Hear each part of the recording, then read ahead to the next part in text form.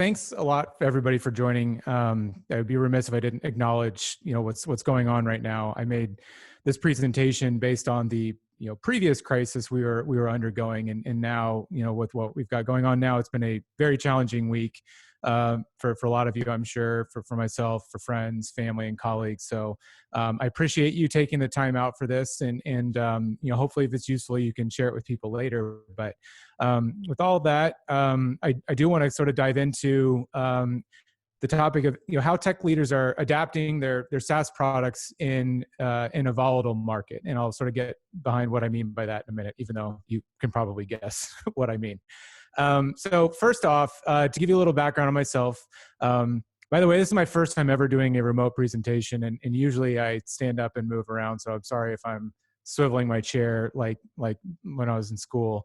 But it's also strange to not know how many people I'm talking to, so I will just assume it's very many. Who knows? But anyway, my name is Christian Beck. I'm an executive design partner at InnovateMap. My background is in UX design. It's what my secondary education is in, and it's what I did for a lot. I designed for Autodesk, designing AutoCAD products, and then designed for a Primo marketing software before co-founding InnovateMap in 2014. I'm not designing any longer, but I give you that sort of backdrop so you can sort of know what lens to sort of take anything that I say with throughout the presentation. These days, I'm primarily a startup advisor, in addition to sort of overseeing InnovateMap's growth. I do a lot with startups, from early stage to seed, Series A, working a lot with product leaders in many different disciplines, and then some more formal roles with the Techstars, one of the Techstars accelerators here in Indianapolis, in Endeavor, which hopefully some of you are all familiar with. It's a global accelerator that has regional offices, and the one that I work with is part of the one that oversees the northern Kentucky and Cincinnati area, and Louisville and Indianapolis. So anyway, that's a little bit about me. A little bit about InnovateMap before I get started. We're a digital product agency that works with startups, scale-ups, and tech-enabled companies. So what I mean by those types of companies, we differentiate between startups and scale-ups only because the challenges and the size of them vary, but primarily we're just talking about tech companies by nature, from early stage, like trying to raise an early stage seed round, to Series A, Series B as they scale and get larger. And then we work a lot with companies that are not tech-enabled, or they're not tech-focused in their business model. They're adding on, I think, locally in Cincinnati, I think Kroger Digital is a good example of something like that. I think a lot of times in Cincinnati, a term we don't use much here in Indy is big co's, but that's a term that I've heard there, and I know Cintrifuse does a lot of work with those. But my expertise primarily is in tech companies, and InnovateMap works a lot in these 5 areas, really all around product. We try to be a virtual product partner for a lot of these scaling teams. We think product thinking through design, brand, product marketing, positioning, messaging, and then research and product management. Guiding along development is really key to building successful tech products today. But a lot of times there's not there's not resources available, particularly in the Midwest. So we try to fill that role as companies are scaling, and then hopefully, if we succeed and the company succeeds, they bring a lot of these roles in-house as they get larger. So in short, InnovateMap makes sure that you're building the right thing for the right people. So I think I've said enough about InnovateMap, so I'll get back to the presentation, but hopefully I've given you enough context for me to know whether you can trust anything I'm going to say, or at the very least know what lens that I and InnovateMap look at the world of product through. So I want to get to the topic today, which is how tech leaders are adapting their SaaS products to market and sell in a volatile market. It was really hard to pick these words because we were so tired of hearing uncertain times and whatever, all the other things that we're all like really tired of. Volatile was probably the best adjective that I think describes what's going on from a product professional standpoint, or anybody trying to really grow a business right now, because it's really about the uncertainty in the ups and downs. And when we say volatile, it just means that things are changing more rapidly than they were before. And so that really changes how far we can project out a lot of the things we can with with lower amounts of certainty. And so that has dramatic impact on how we're marketing, selling products. And that's what I want to talk to you about. Now, I co-host a podcast, and I've helped spun up a community called Better Product. And on that podcast, we have typically for the last 2 years talked to seasoned experts to highlight, really great examples of great products and what they do to succeed. But once a lot of the stay-at-home orders hit in about early March, I think Indiana and Ohio were right around the same time, it was very clear that the needs of the market really changed and what we wanted to learn. And so we shifted the podcast away from talking about, great successes and more talking about getting people to share what they're doing right now, because we're facing unprecedented, there I used another one tired word, but it's true. There's not really a playbook for what we're going through. There was a previous recession that's about 10 years ago, but it was so different that it was really hard for anybody to speak with any amount of certainty about what's working. So we shifted our podcast to be more weekly and timely focused. And I put up a lot of the companies that we've talked to. There's two in Cincinnati. Hopefully you recognize them, in Aubrey and Cloverleaf. Upkeep is out in Los Angeles, and they create maintenance software for facilities managers.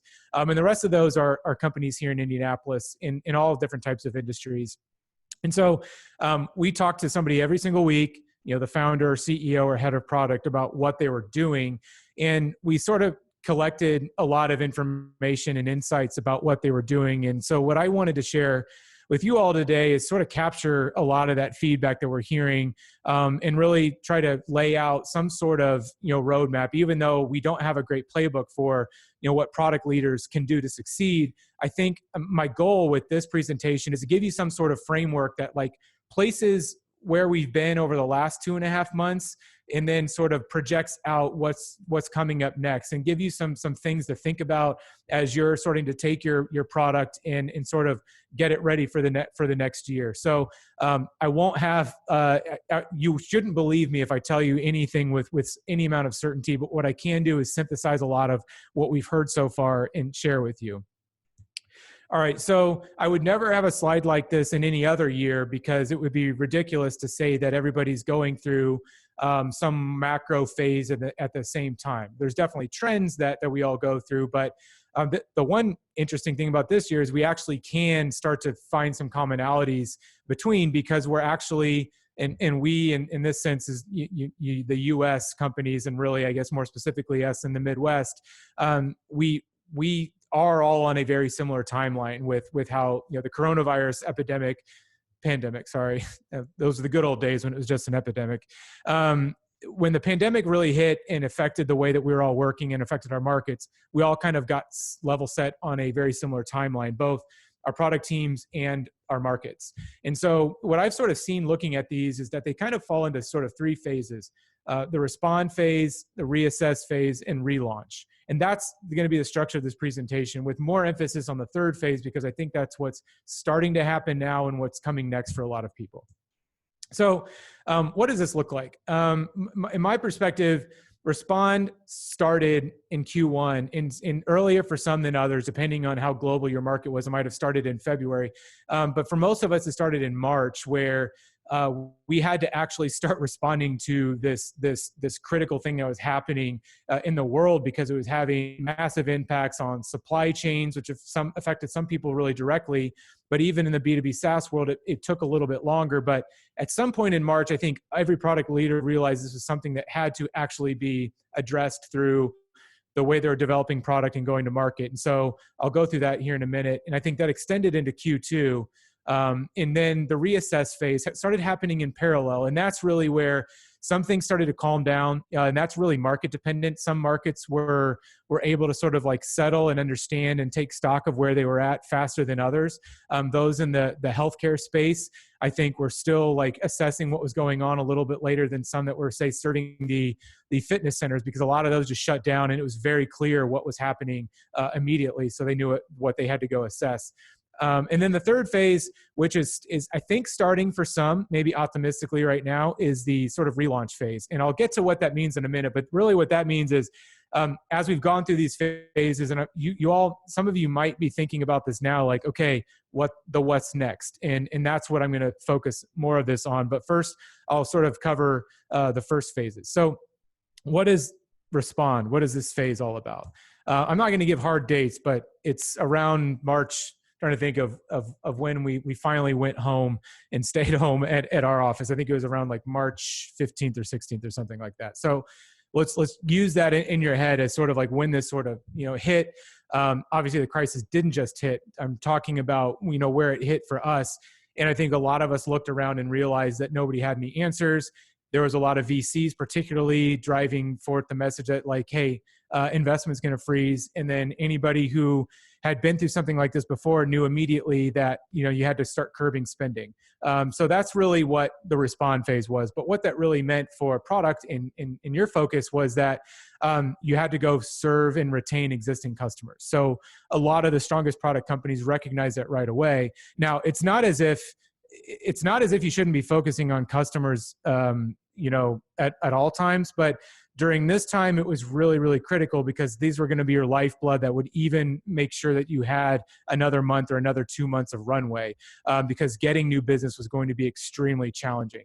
And then during this phase, there was really the product strategy of extending free trial opportunities. So this might resonate with some of you, but definitely noticed a lot of people, whether they had done it in the past or not, were starting to create free trials for their product.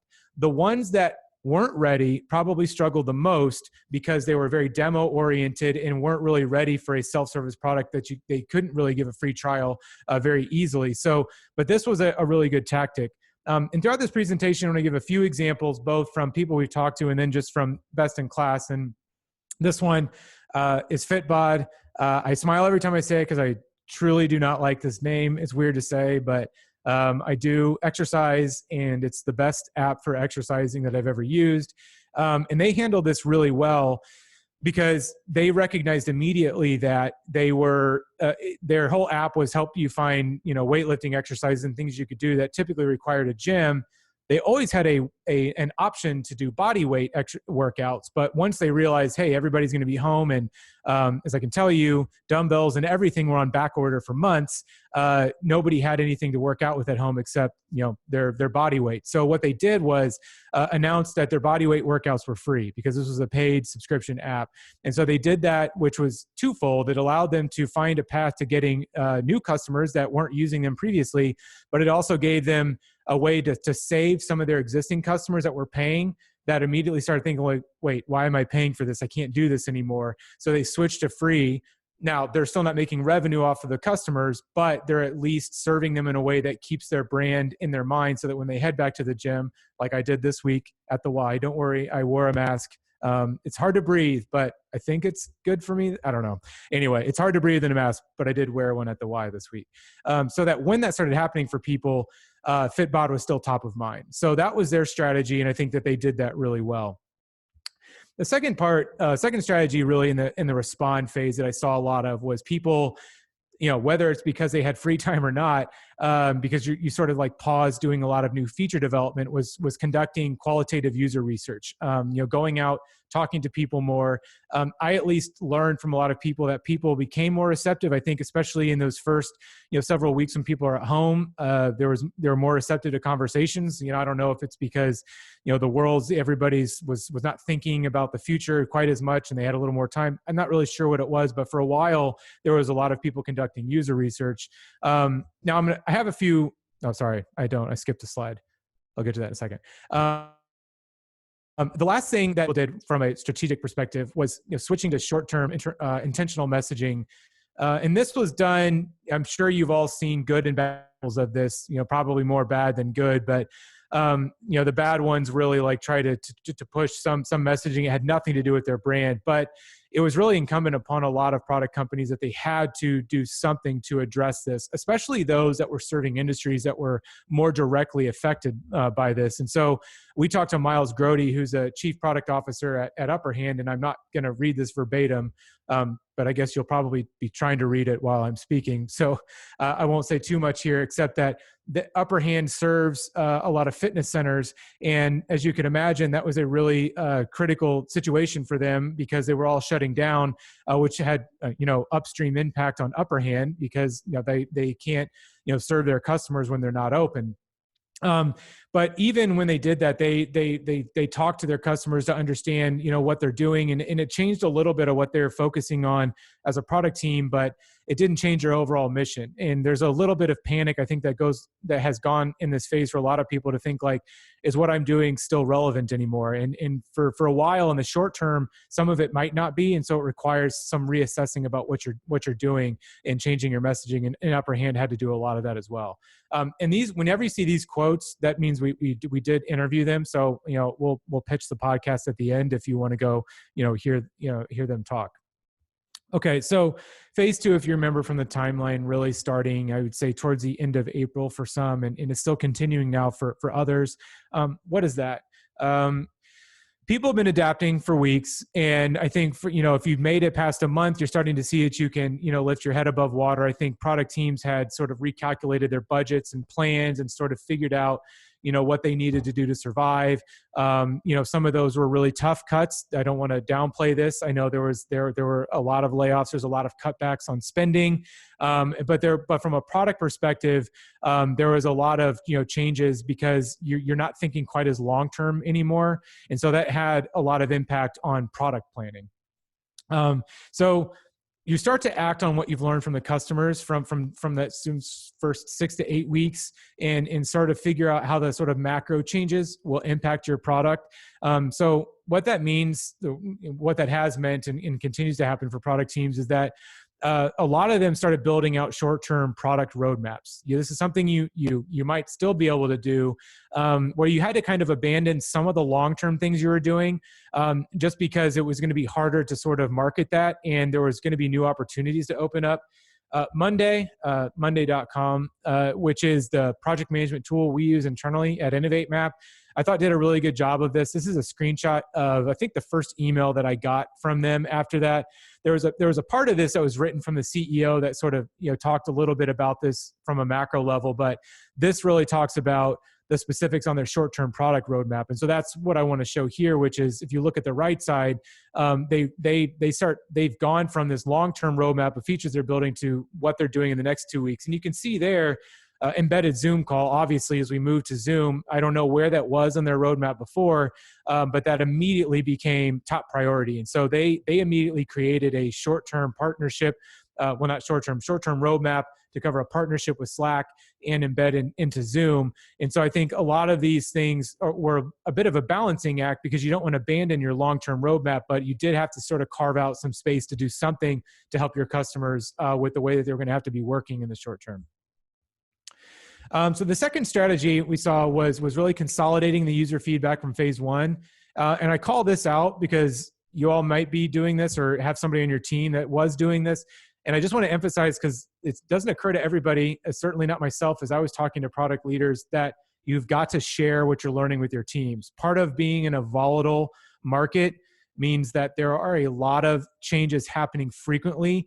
And if you're on the front lines learning that, you have got to communicate that back to the team. I can't overstate the difference between a market that's less volatile, where you have a more confidence in a 9 to 12 months sort of like what the world's going to be like, versus one where you don't know what it's going to be like in 2 weeks. You sharing that mindset and understanding what you're building as a product team is really easy to do by comparison, because you do this prospecting, you look at what you're doing, you communicate it with your team. Even if you're agile and lean and focus on month to month, everybody kind of knows what they're marching towards. But given where we've been, it's really critical to constantly stay listening to your market, understanding what users are doing, and share that back with your team. Otherwise, it can be really easy for customer service to be delivering a different message to your customers, and sales is delivering to prospects, and it can get really out of sync really fast. And that will have ramifications as you get to the next phase. All right, the last product strategy we saw in this reassess phase was So this really gets to the marketing aspect, was sort of refreshing the messaging that you have based on your new value proposition. What I mean by new value prop is not a vast change for your company, but if you haven't already done this, I would highly recommend looking. I wish I could remember the blog post where I saw it. It was from a venture investor who wrote about this even from the recession. And one of the lessons learned was that what you give or what you provide to people doesn't necessarily change during a time like this, but the lens with which they look at it changes. So if you think about Zoom as an example, and I'm going to bring them up again in a little bit later, it was a really nice video conferencing solution before. All of a sudden, it became the only way that we could even do work. And that shift in positioning doesn't change the overall value that Zoom is providing, but it does change what's valuable to me as a customer. And so if you haven't already analyzed this for yourself, I would highly recommend looking at, is there something that's changed about the way that you provide value to somebody that wasn't true before that's true now? And figure out if you need to refresh your messaging based off of that. Kirsten Moorfield in Cincinnati, covered this a lot, and she did a lot of had a lot of internal discussions as well, and figured out that what they were doing and already building didn't need to change, but it was just how they presented it to people that was going to change. So they work a lot with team software and figuring out better team communication. Just because a team went remote didn't change the value that they provided. In fact, I think it probably increased the value, but the way that they messaged it really changed, because all of a sudden, like figuring out how you're going to interact with different personality profiles, if you all haven't noticed this already remotely, very challenging to do without body language and being in the room. So the way that they derived value from Cloverleaf changed. So going to phase 3, which if you're in a lucky position might have already started, but for a lot of us, this is the phase that I really want to in this presentation with, which is and I call it relaunch, because if you're sitting in a situation right now where you're starting to think about the future, and you've been building a product or working on a product for years or even 6 months, I think it's really important that you take the mindset that you're basically relaunching your product. You're launching it in an environment that is still changing, in an economy that's vastly different, and with values and work habits that have changed a lot. And so with all of that said, you need to take the mindset of your product and think, I'm relaunching this. You're not just going about business as usual. Think about the restaurants and places that are reopening right now, a lot of those, and think about how dramatic it is to walk back in to a restaurant and see it. That's what it's going to be like for some of the products that your customers are using, where you need to figure out how you're going to sort of relaunch this in this new space. So I want to cover that in detail. So sort of already hinted at it, but what this really means in this phase is that there's some normalcy. I wrote this, I think a week ago, and I don't know if that's even, I don't know what normalcy means. I don't want to use new normal, next normal, whatever that is, but we will start easing back into some semblance of what we were before, but we'll be in this hybrid state or a different state for a very long time. But I think the most critical thing right now to understand is that people are ready to think long-term. You'll see that in your market start to happen, in your customers and your buyers. And that really changes what you need to be focused on, again, because you are going from this view where people are only just sort of seeing what's in front of their face and thinking week to week, to now, even though it's still volatile, people are starting to project out 3, 6 months and maybe even a year. That has a tremendous impact on what you should be focused on, which is, I would say, primarily capitalizing on the new opportunities that have come out in phase 1 and 2. I wouldn't say that this is universal, but I have yet to find a single product that has not found some new opportunity that sprung up in the last 3 months, in the last 2 phases, that isn't worth capitalizing on in some way. Now, some of these can be red herrings or wild geese or whatever the right analogy is, but some of these things are sort of permanent. And one of the examples I use for this is we'll get to one here in a minute, but another one I think about is one of our companies that we've worked with that create software to facilitate career fairs for universities. Obviously, that world changed a lot, but for a while in March, they were still curious whether this impact was going to be permanent or not, which I know seems silly to us right now, or are universities even opening again? But at the time, there was this uncertainty about whether this was just going to pass. That had a lot of impact on the roadmap, because they had to figure out, are we going to start creating virtual fairs, features or not? Well, Now that we're sort of entering this phase, that company is starting to look at this and say, okay, we're reassessing, and whether if schools come back in person next month or next fall or not, they're going to need virtual options. And that opportunity is there. It wasn't there before, and it wasn't on our roadmap in the next 6 months, but we're going to capitalize on that.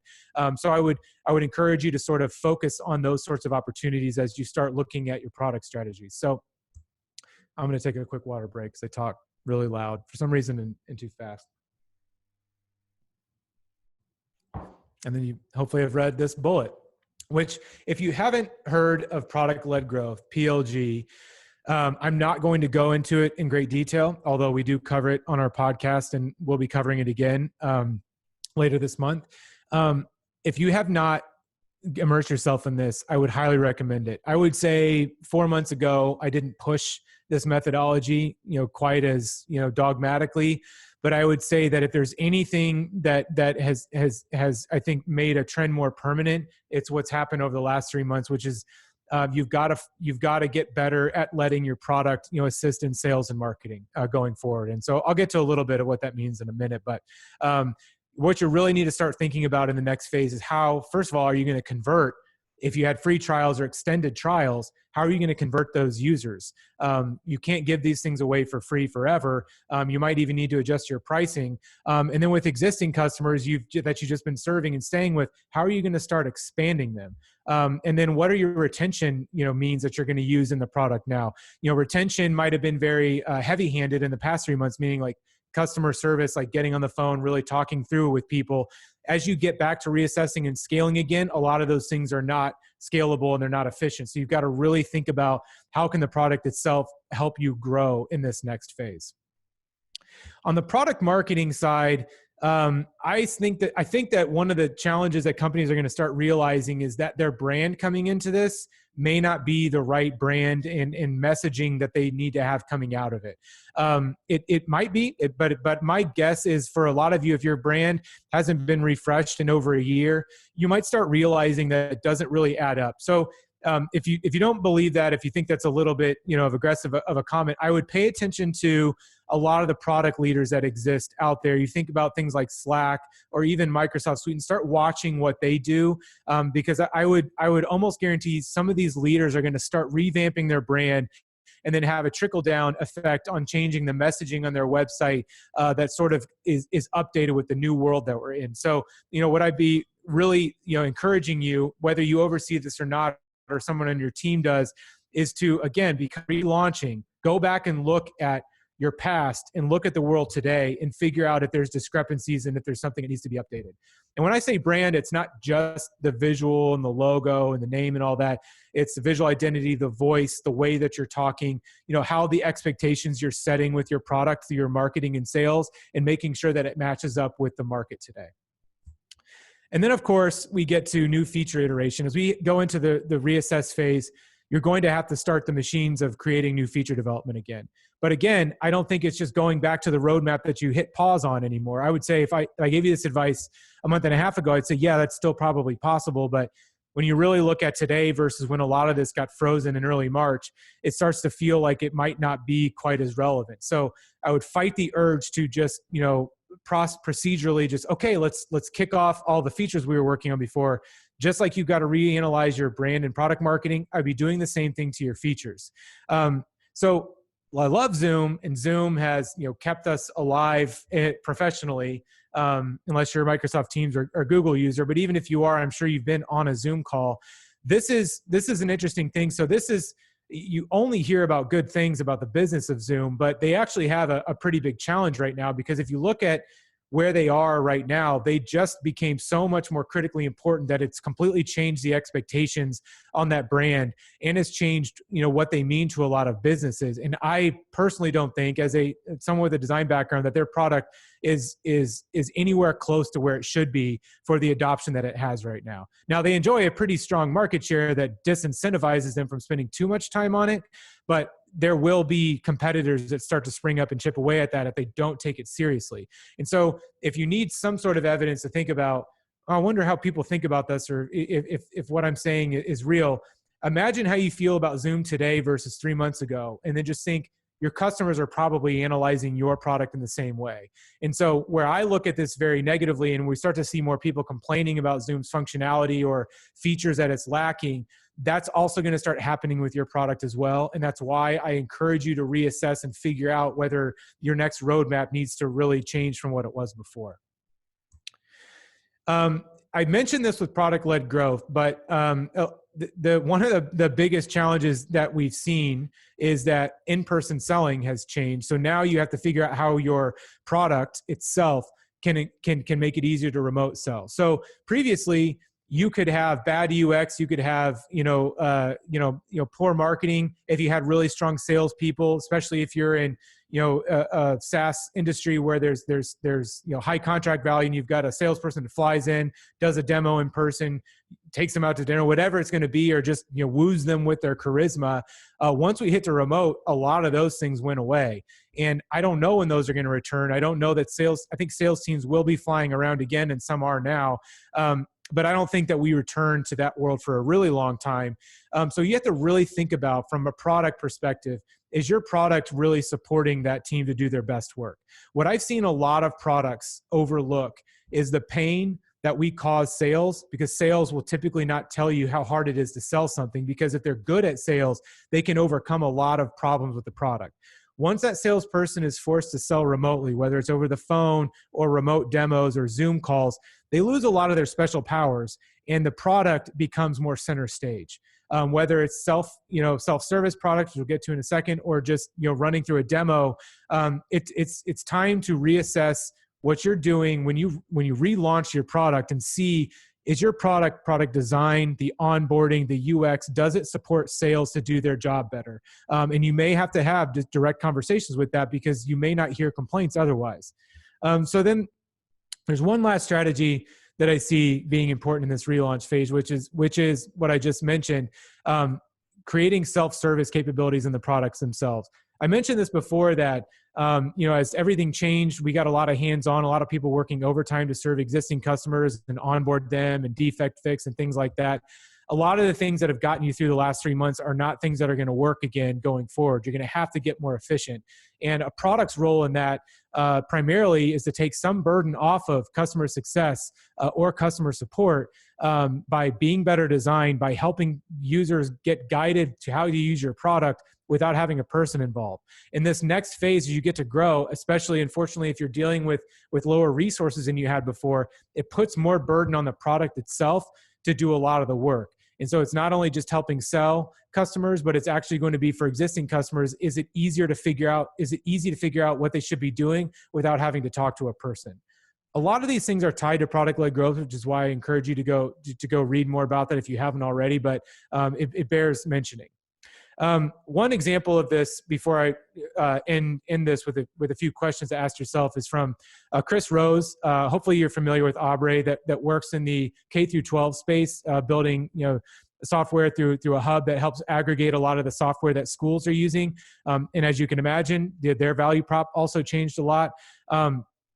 What Chris talked about on our podcast was and this was, I think, about a month ago, was already talking about what's the world like for schools going forward. Even if, what are planners thinking about right now? Again, like the career fair, even if they go back in session in person, the virtual aspect becomes a part of life, or at least a fallback that's extremely critical forever. So what they had to really do was imagine that future and replan their roadmap to line up to that. So I think all of you will have to be doing some version of that as you get to this next phase. Okay. Hopefully this has been useful so far. I've got one slide with, I think, like 6 bullets on it, and then I'll open it up for questions. And if those of you aren't here that's listening to a recording, I'll give you my contact info to get in touch after. But I want to leave you with some questions, very specific questions to ask yourself, and I promise not to talk too much, because I realize I am over my practice time, which was shorter than 30 minutes. First question to ask yourself when you walk away from here is, what has worked the past 2 months? And some of those things might be inefficient, and some of those things might be hidden opportunities. I can say, even from our agency perspective, I'm aware of some things that we cannot do going forward because they were highly inefficient as we get back to ramping back up we can't scale again. But then there's a lot of things that we look back and think we need to carry these things forward. Those things can be internal processes. They can be ways that you engage with your customers, or they can be things that you've been putting in your product. But I would be taking an inventory of that now as you head into the next phase. I've hinted on this, but start thinking now. Imagine that sales could never meet in person with somebody again, and how would you better enable them? Like I said, I think this, honestly, if you're not in sales yourself, starts with having conversations with salespeople. I think this is a silent killer for products a lot because, like I said, I don't think sales will complain a lot about this. And some of you might be laughing at that and say, no, they complain a lot. And maybe they do, but if they are, they might not always be complaining about product things because it's not a sales mindset to do so. They're typically complaining about not having the right materials that they need. But I would really think about, are you creating a product that can help sell itself and take some burden off of that, knowing that your salesperson might not be able to meet in person and sort of, cover up the gaps that you have in the product. Are you telling the right story? And more importantly, are you telling it digitally? I feel for field marketing teams that no longer, or at least for the time being, have trade shows and in-person events that they can go to, or speaking engagements, because that's usually the way that your story gets told. Some of you might be highly digitally focused already, and if so, great. But I think a lot of companies, especially in the SaaS world, have a really strong mix of digital marketing and in-person events like trade shows, conferences, and things like that. Just like salespeople, I would think if you couldn't have this for the next 12 months, how have you really thought about how to tell your story? And you might say, oh, of course we do. We talk about it like this. It's like, well, imagine you can't do that in person anymore. Is it on your website? Is it clear on your website what your story is? And then is it even correct? Like I've said, if the market's totally different today and everybody's needs are different, is the story even still relevant? I would be looking at the story you're telling in your digital assets and make sure that it makes sense and find new opportunities for channels to help guide marketing that might not have the in-person events available. All right, 3 more. How will you align your adapted messaging to a long-term brand strategy? I mentioned this before. There can be discrepancy between what your brand needs to be. You might have new markets that you need to address. You might have different values that you're serving.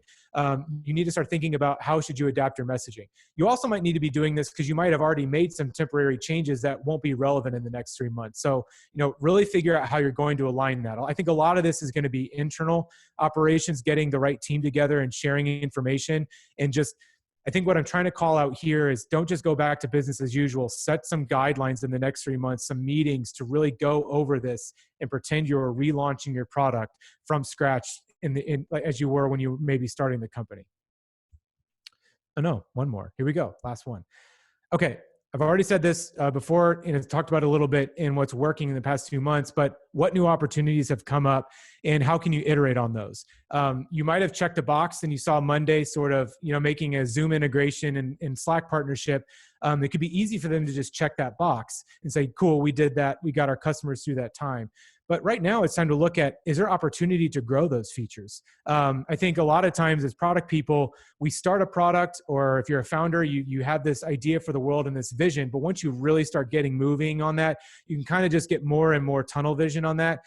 Use this time to blow all that up and take stock of everything again and figure out what new opportunities have come up. This is not a practice that we're typically used to being in less volatile times, because we're usually churning on a roadmap and growing amongst those customers and their existing demands. But all of that's changed right now. So I would really be almost trying to disrupt yourself and think about where's new competition going to come from and what new opportunities have sprung up that we haven't had the time to iterate on in the last 3 months. So with that, hopefully that was useful. A little bit of a self-diagnosis there.